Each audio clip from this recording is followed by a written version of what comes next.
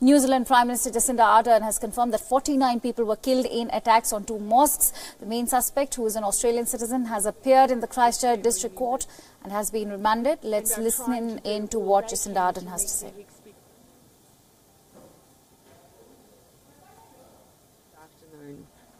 I'll share a little more detail on that in a moment. In terms of a further update on details that we have to hand, 39 people remain in hospital and 11 in ICU. Those injured range from young children to the elderly. They include men, women and children, and they were among those who have been both killed and injured. I'd like to give a quick update on the offender who has been arrested and charged.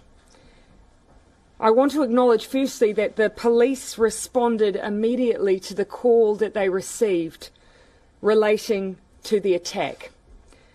The individual charged was in custody 36 minutes from receiving the first call. The offender was mobile. There were two other firearms in the vehicle that the offender was in, and it absolutely was his intention to continue with his attack. The 28-year-old male has been charged and remanded in custody to appear in the High Court on the 5th of April. As the Commissioner has said, the man is currently facing one count of murder, but obviously there will be further charges laid. Police are working to build a picture of this tragic event. A complex and comprehensive investigation is underway. The Police Commissioner has already said that he'll look to provide further details to you around that investigation tomorrow. That update will include what has happened with the two individuals that you're aware of that were arrests that I spoke about earlier today. Just coming back to the issue of the burial of victims, I know that this is a key concern for members of the community. Deputy Commissioner Māori and Ethnic Services Wally Haumaha has travelled to Christchurch. He was there with us at Hagley College, alongside 15 additional ethnic liaison officers who are working to support the community. These specialists will work alongside local staff to support families there. They are assisting to repatriate them with their loved ones in a way that is consistent with Muslim faith, while taking into account these unprecedented circumstances and the obligations to the coroner. I want to also advise that the Ministry of Education is continuing to support Christchurch schools and learning centres. A ministry trauma team was mobilised yesterday and further resources are being considered as necessary. Communications will go out today to principals and early learning centres leaders in Christchurch about how to access support. Principals and early learning leaders in all other regions will receive advice tomorrow. The Ministry is preparing communication and resources that will also be live on their website, and trauma teams in all regions are ready to mobilise. We want to also acknowledge that Christchurch already and Canterbury schools already have embedded within them a team of mental health and support workers under the Mana Ake program. That was rolled out in response to the trauma attached to the earthquakes and the impact it's had on the community. So that does mean that our schools in this region already have extra levels of support that's not every school would usually have. Look, at this time, I am happy to take any questions that you may have, acknowledging that at the conclusion of this press conference, I will be travelling to the hospital. I will not be taking a contingent to that meeting. Our intent is to try and ensure that medical professionals are able to focus on the work that they're doing. Do you think those two police officers should be recognised for their heroism in some way? Yes. Obviously right now the recognition is coming directly from members of the public who have seen that their response. They weren't here in the building today. I certainly asked after them, and I have asked the area commander to pass on the thanks of all New Zealanders. They were rural community cops, I understand, from Lincoln, who were present here and who, for anyone who's seen the footage, put New Zealand first. Prime Minister, how many children were killed in these attacks? I'm not privy to a full breakdown at this point, but it is clear that young children have been caught up in this horrific attack. When you spoke to members of the Lisbon community today, did you raise concerns about the fact that this guy wasn't on our security agency's radar? No. The concerns that were raised with me primarily focused on support for families, what might be able to be provided in the future, given that many of these individuals were the primary source of income. And as you will have heard, I provided as much reassurance as I could on that. At Hagley Park, the number one focus really was on identification of those who are still in the mosque, the timeline for when those individuals will be removed from the mosque. The moment police, their hope is that they will have all bodies removed by the end of the day. And of course, as I said, the burial process. That's an incredibly important part of the Muslim faith. And police are familiar with that. They know that. They do, unfortunately, here have experience with expediting victim identification, and that's experience they are now using. Jessica.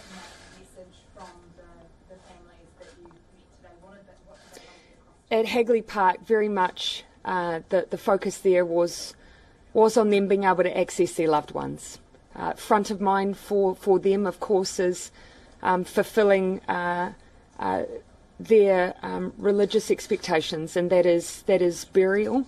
And so that was top of mind there. In Hagley Park, at the meeting at the refugee centre, their community leaders shared the same sentiment that has come through from New Zealanders generally, that this is not the New Zealand they know. This is not the New Zealand that has welcomed them, and that it's not a reflection of the New Zealand they know. And that sentiment came through very strongly. Prime Minister, what's it like knowing that you're in the same building as the man who allegedly carried out this attack? I'm also in the same building as the people who are bringing him to justice. What did you tell the families who are distressed at not knowing whether or not their family members are? My focus was providing whatever timelines we currently have available to us, and that includes that the police are working to bring those bodies out by the end of the day. That is their hope. I'm told they're making good progress. Obviously, there's another process that kicks in. Of course, the coroner is involved. It requires pathologists as well, and all of those who are in each of those roles know just how important it is to families for them to be reunited with their loved ones as quickly as they can. So simply laying out that process was my focus. Police are still there. Wally Homaha and the ethnic liaisons, they are still on site. They will remain there alongside Red Cross to work with families and the families, the victims of the families. Do you think that there will be access for those families to benefits over and above what is currently available through work and income for things like burial? Actually, the support for families for things like burials comes through ACC predominantly, is my understanding. It is a higher package of support, given this the circumstances under which these individuals lost their lives. And so I laid out to them that would be available to them. For those also who have lost spouses who may have been the form of support and income, where there are dependents, there is also weekly compensation on an ongoing basis available to families. What's key is that we provide individuals on the ground who can work with individual families to make sure that they are receiving their entitlement as quickly as possible. So that will be facilitated more quickly than the normal process, do you think? Certainly, my expectation is that we will have agencies on the ground trying to facilitate that as quickly as possible. I've already spoken with the Minister of ACC. They are already mobilising. One of the things that we're anticipating is needing to provide those who can work proficiently across a range of languages and embedding them within each of the agencies.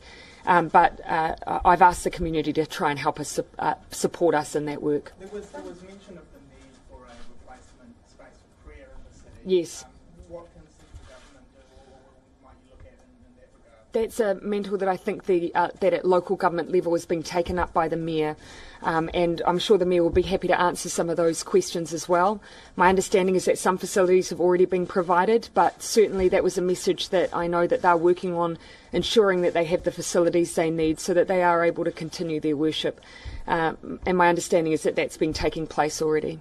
Some residents have asked questions about the helicopter presence around town today. Is that something they should be concerned about? Look, that is essentially police putting front of mind, giving assurance to the residents here that their safety is their number one priority. Yes, there is a helicopter in the air. There is, as I say, and it's the same as it was this morning, there is a prime suspect and perpetrator of this attack, but the police are ensuring that they include an investigation to give assurance that there are no ongoing threats to the people of Christchurch or New Zealand. That is a complex piece of work that the Commissioner will be in a position to update you on again tomorrow. Some people have raised concerns about the threat level being raised from low to high. Perhaps you could offer assurance as to why that was necessary. Yeah. The assurance I'd like to give New Zealanders around the increase in the threat level is that by increasing that threat level from low to high, that means that we kick in an immediate agency response. It means that we leave nothing to chance. Yes, we appear to primarily be dealing with one primary perpetrator, but we want to make sure that we don't take anything for granted in ensuring New Zealanders' safety. That increase in threat level can be lowered as quickly as it can be increased. But in increasing it, we can then give the assurance to people that agencies are kicking in with additional border protection and to assure New Zealanders of their safety. You mentioned, Prime Minister, that a large proportion of those who died were the victims of their families. I think many of them adult men. Can you please explain that and the implications of it? Look, while I don't have a full breakdown, obviously, of those who have been caught up in this horrific attack, they do range in age from children, but as I understand, predominantly from the age of roughly 20 to 60-ish. And yes, whilst there have been women and men involved, you will have seen from some of the images yourself that a large number of men have been. We have in New Zealand a system through ACC that ensures that when we have a loss of life like this, that there is compensation available on an ongoing basis to families where they've lost a loved one, and particularly where there are dependents. And that can continue for a period of time, in fact a number of years. What will be key is ensuring that we move as quickly as we can to ascertain those who need that support, and to ensure that it is provided. Prime Minister, this man formed his twisted views in Australia. How crucial is it liaising with Australian authorities to get a background onto his warped mind and who he might have been liaising with here in New Zealand? Obviously, we, or the police, are working very hard to form a picture of the activities of this individual and what led up to the events that we saw occur in Christchurch yesterday. We are liaising closely with Australian agencies and counterparts. In fact, I've heard again from Prime Minister Morrison today, and we will stay in close contact. Again, though, I'm leaving it to the police and agencies to build that picture. We have great relationships with our Australian counterparts, and it will be a key part of ongoing investigations. I understand you can't talk out of school, but can you broad brush the conversation you had with Prime Minister Morrison? It was an exchange via text message, simply maintaining contact, offers of support, which I very much appreciate. Do you expect to be extradited? Sorry, I'll take here and then I'll come. Do you expect to be extradited? Again, I don't want to go too far down that track when we're obviously in very early stages. Charges are being laid. We can expect additional charges. We'll be appearing in the High Court on the 5th of April. So there's obviously a process that needs to be gone through here. But I can say I am seeking advice on what will happen thereafter. Do you know how long he's been in New Zealand? At this stage, I'd like to leave the police to give further information around some of the movements of the individual, but what I have already indicated is that this is an individual who, at the time of the attacks, had based himself in Dunedin, but I would describe him as someone who sporadically visited New Zealand, but spent periods of time here on the occasions that he visited. The Attorney General has been reported as saying at a rally that semi-automatic weapons will be banned in New Zealand. Is that a decision the government has? Undoubtedly, New Zealanders will question how someone could have come to have been in possession of weapons of this nature. One of the issues we're facing is that the guns that were used in this case appear to have been modified. That is a challenge that police have been facing, and that's a challenge that we will look to address in changing our laws. The government, have you made a decision yet on a ban? Is that something you're committing to? There are actually a raft of issues on the table that I think we need to look at, so I don't want to be exclusively just looking at one. We need to include the fact modification of guns, which can lead them to become essentially the kinds of weapons we've seen used in this terrorist act. The Minister of Police was already undertaking some work in this area. We will be looking to expedite that work, but also see if there's additional areas that we need to address, particularly in light of what we have seen on this occasion. Prime Minister, with this sort of carnage, you would feel the burden as your country's leader. What about as a parent when you see children? I imagine that I am feeling the exact same emotions that every New Zealander is facing. Yes, I have the additional responsibility and weight of expressing the grief of all New Zealanders, and I certainly feel that. But I imagine the emotion I feel will be no different to every single New Zealander who has witnessed this. Is Cabinet meeting tomorrow or on Monday as usual, and will it be as early as that changes to the gun laws that will be discussed? It will certainly be something that I have asked ODESC to brief Cabinet on.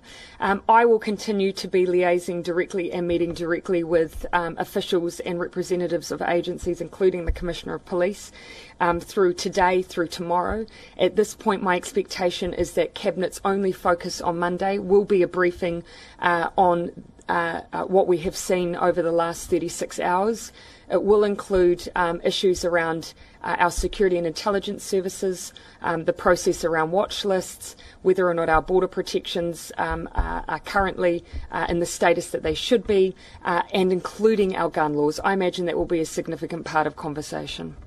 Have you had a conversation with Christchurch about what they may or may not have known or could know? Yes, I have. Rebecca Kitteridge has been a part of all of the agency briefings that I've had.